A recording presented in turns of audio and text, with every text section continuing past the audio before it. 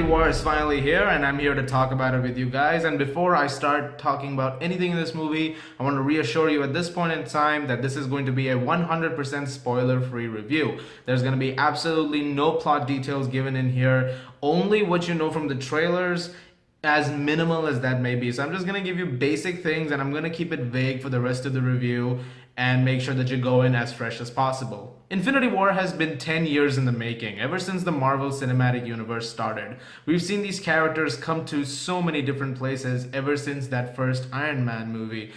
About 10 years ago, you wouldn't have imagined an Avengers movie this big, or an Avengers movie. And then the first one happened, and then everyone was surprised because it worked. And so Infinity War is kind of the beginning of the end for Marvel as we know it. There will be movies later down the line with Phase 4, which will tackle new stories and new characters.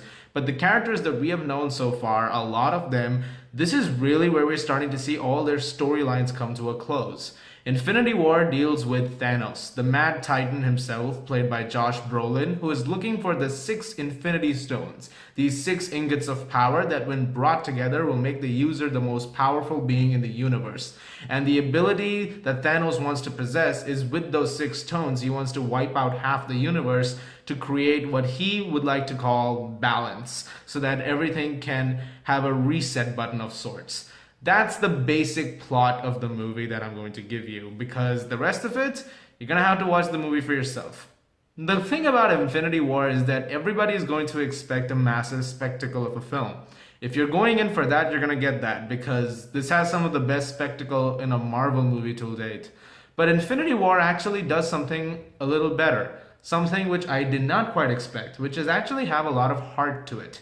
In a film this big, with thousands of characters, and you're having to look out for every single one of them at some point in time during the film, it's hard to keep track of certain things, especially emotional core moments that the audience can resonate with. And the movie somehow manages all of that.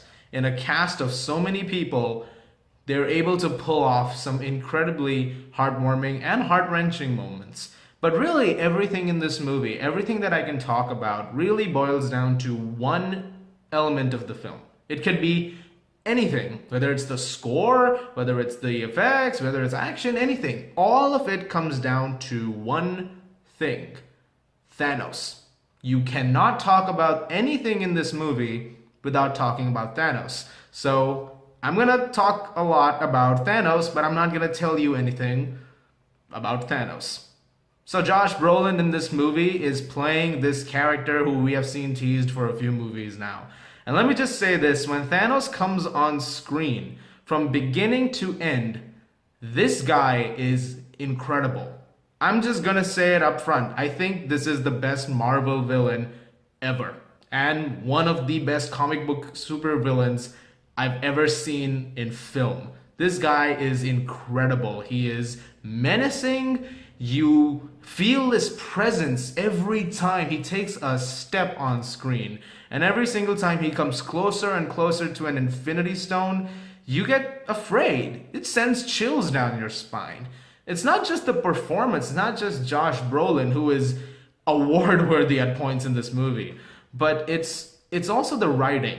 Because so much of this movie is Thanos' movie. The directors have come out saying this, that this is more a Thanos movie than it is an Avengers movie, and they're absolutely right.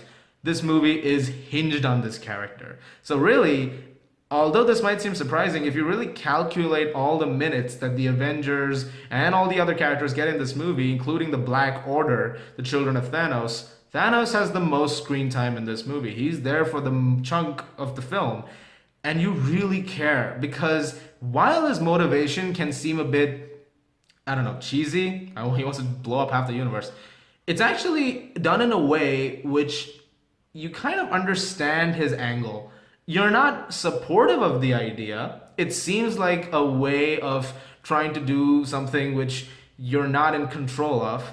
But the reason he wants to do it is very compelling. He has a few key arguments supporting that in the film as well, which is something I really appreciated.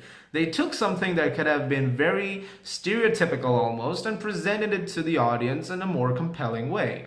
And so that way, every decision made throughout the film by any character is reflection of what Thanos himself is doing. And I really admired the Russos for taking this approach. One of the things that people are going to ask about is Gamora and Nebula. They're the two daughters of Thanos. Gamora was taken because of her entire family being murdered by Thanos and his army. And so there is a sense that when you're going in, you're going to expect a connection of sorts established between the two. I'm not going to spoil it, but they actually find a way to handle that subject matter, and I think it was quite amazing. This film has a lot of surprises, and I'm not going to give away any of them. I would rather you go see the movie for yourself.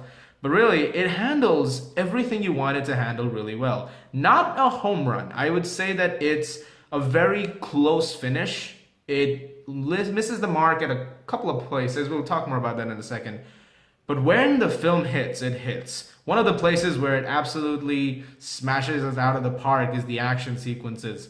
Some of the action sequences in the movie are the best in a comic book film. Hell, there's a sequence in this that might be the best action sequence I've seen in some months now, or maybe a year. It is absolutely remarkable what they were able to achieve here. The stunt work has never been better. The special effects in this film are the stuff of legend. Like, they're beautiful just to look at.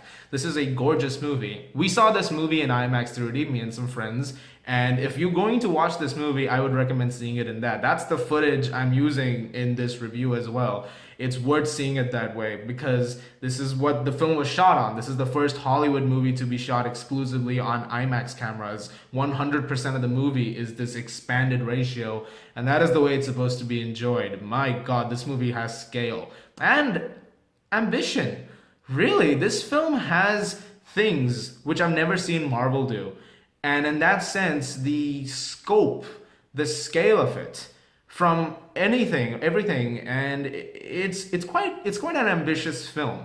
And so when it takes certain storytelling risks and when it does things which are out of the norm, while some audience members are going to be like, whoa, that is a strange decision, and that is a very interesting thing you're doing right now.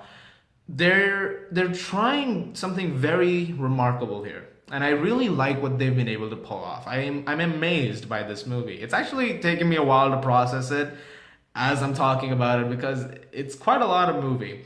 And that kind of leads me into one of my little issues with it. It's a lot of movie. Because there's so many characters and because there's so much going on in it, sometimes, and this is only a few times, you kind of have to keep track of all of it happening at once, and you kind of start to lose sight of a couple of places at a few points. Not the whole film. Like, there's a couple of points where something very important must be happening on one end. You know, you'll have Captain America somewhere and you'll be like, oh, okay, this is very interesting. But on the other hand, you'll have something else happening and you'll be like, oh yeah, but... And then because of that, sometimes they're trying to do the best they can to balance it all out, and it gets a little messy at a couple of points. Now, the film does also take a while to get going. The first act felt slightly iffy at points. That was also my other issue with it. And I don't know if anyone else is going to have that problem, but really my main issue is that sometimes there's just so much going on here. This is a 2-hour and 30-minute movie. Some people are saying it's 2 hours and 36 minutes. I think it's 2 hours and 36 minutes.